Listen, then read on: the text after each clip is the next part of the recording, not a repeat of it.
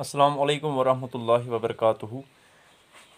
और introduction to trigonometry chapter में हम दूसरी एक्सरसाइज का आज आखिरी क्वेश्चन करने जा रहे हैं।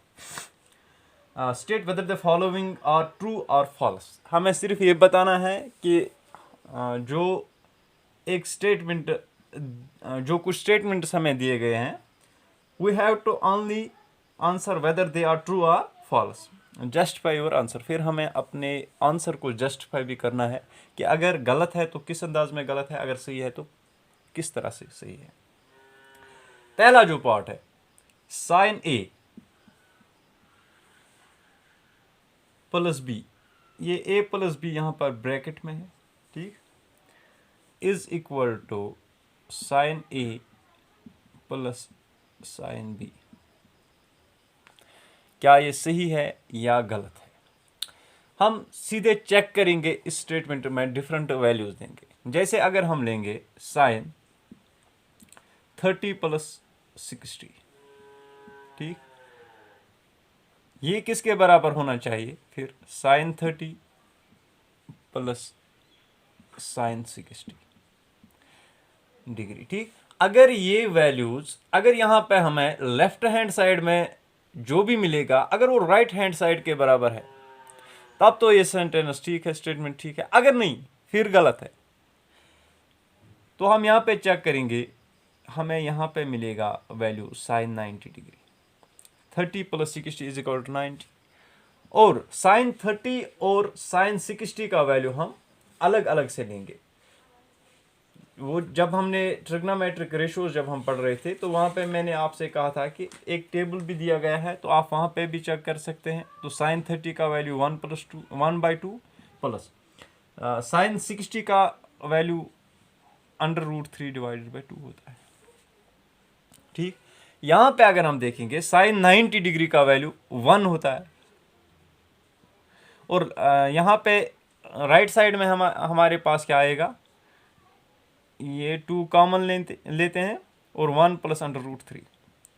तो चूंकि लेफ्ट हैंड साइड हमारे राइट हैंड साइड के बराबर नहीं आया, लिहाजा हम ये कहेंगे this statement is false, it is not a true statement and we have justified our answer.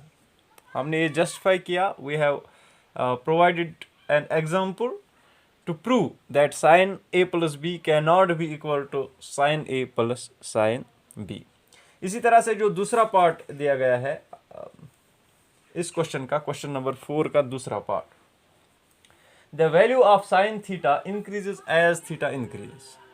अगर आपको याद होगा, जब हमने साइन ट्रिग्नोमेट्रिक रेशियोज में साइन के रिलेटेड पढ़ा था, तो हम देख रहे थे कि साइन 0 डिग्री का वैल्यू 0, इसके बाद 30 का 1/2, इसके बाद 45 का 1/√2, इसके बाद 60 का √3/2 और आखिर में 90 का 1, ठीक है ना।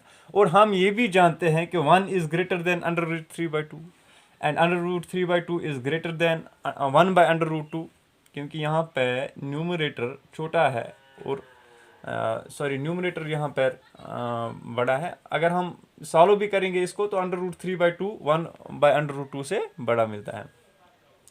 And it is greater than 1/2 and it is greater than 0। तो यहाँ पे एक पैटर्न हमारे पास जो आती है कि as we move from left to right, from 0 to 90 degree, the value of the theta increases, sin theta increases. So it is a true statement. ठीक, it is a true statement and we have justified it. इसके बाद जो तीसरा part है, the value of cos theta increases as the theta increases. cos theta में actually उल्टा होता है। यहाँ पे अगर हम पहले लेंगे cos 0 डिग्री का वैल्यू 1, उसके बाद 30 का √3/2, उसके बाद 45 का 1/√2, उसके बाद जो 60 डिग्री है उसका 1/2 और उसके बाद 90 डिग्री का 0। तो यहाँ पे एक्चुअली डिक्रीज होता जा रहा है। As we increase the value of theta, it is value decreases, ठीक है ना। जितना हम थीटा इंक्रीज करते जा रहे हैं, तो 1 से 0 तक आता जाता है यहाँ पे 1 से 0 तक। तो जो हमें स्टेटमेंट दिया गया था उसमें क्या कहा गया है, the value of cos theta increases. तो यहाँ पे चूंकि इंक्रीजेस कहा है लिहाजा गलत स्टेटमेंट है, फॉल्स। Actually it decreases. तो अगर डिक्रीजेस होता तो हम कहते, अगर डिक्रीजेस होता तो हम कहते कि ये ट्रू स्टेटमेंट है, लेकिन यहाँ पे इंक्रीजेस चूंकि दिया गया है, लेकिन जब हमने चेक किया तो डिक्रीज होता जा रहा है। इसके बाद इस क्वेश्चन का जो चौथा पार्ट है, sine theta is equal to cos theta for all values of theta. हमसे कहा जा रहा है कि sine theta is equal to cos theta. अगर हम थीटा का वैल्यू कुछ भी लें तो साइन थीटा का वैल्यू कॉस थीटा के बराबर होता है। हमने ये देख लिया था कि साइन थीटा का वैल्यू जो है ना, अगर हम साइन 45 की बात करेंगे तो 1 डिवाइडेड बाई अंडर रूट 2 45, और cos 45 भी 1 डिवाइडेड बाई अंडर रूट 2 है। इसके बगैर जितने भी वैल्यूज़ हैं वो उल्टे होते हैं कि साइन 90 डिग्री जो है वो होता है cos 0 डिग्री के बराबर। इसके अलावा साइन 60 डिग्री वो होता है cos 30 डिग्री के बराबर। तो ये स्टेटमेंट जो है ना, सिर्फ एक जगह पे हमें जो वैल्यूज़ है वो बराबर मिलते हैं, दैट इज़ 45 डिग्री एंगल। तो बाकी एंगल्स में चूंकि बराबर नहीं मिलते हैं लिहाजा ये स्टेटमेंट गलत है, it is a false statement. तो for all values of theta sine theta can the values of theta for all values of theta sine theta is not equal to cos theta. तो ये हमें इससे सबक मिला। इसके बाद पांचवा पार्ट जो है इसका, ये आखिरी क्वेश्चन का आखिरी पार्ट है इस एक्सरसाइज में। Cot theta is not defined for angle equal to 0 degree. ये सही है जब हम 0 डिग्री की बात करते हैं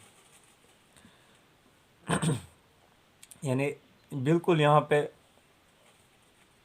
अगर हमने ये एक ट्रायंगल लेंगे ए बी सी, तो यहाँ पे अगर हम देख लेंगे कि सी को बिल्कुल बी के ऊपर लाया है, यानी 0 डिग्री हमने बनाया है एंगल। तो इसका मतलब क्या हुआ कि हाइपोटेन्यूज जो है वो होगा इस ए बी के बराबर, बेस के बराबर, ठीक है ना। और हम जानते हैं कि इस ट्रायंगल में जो परपेंडिकुलर है बी सी वो हमें मिला 0। तो जब हम कॉट का वैल्यू देखते हैं, कॉट थीटा, यहाँ पे अगर हम देखेंगे कॉट ए, एंगल हमने ए लिया है, तो कॉट चूंकि टेन का अपोजिट है, टेन का वैल्यू होता है परपेंडिकुलर और बेस। तो यहाँ पे बेस और परपेंडिकुलर हो, और बेस है यहाँ पे ए बी इस ट्रायंगल में, और परपेंडिकुलर है 0 बी सी जो है that is 0। Anything divided by 0 that is infinity. तो उसको हम डिफाइन ही नहीं कर सकते हैं, लिहाजा ये जस्टिफाइड है कि cot theta for angle equal to 0 degree is always is never defined. तो वो कभी नॉट डिफाइंड में हमें आता है।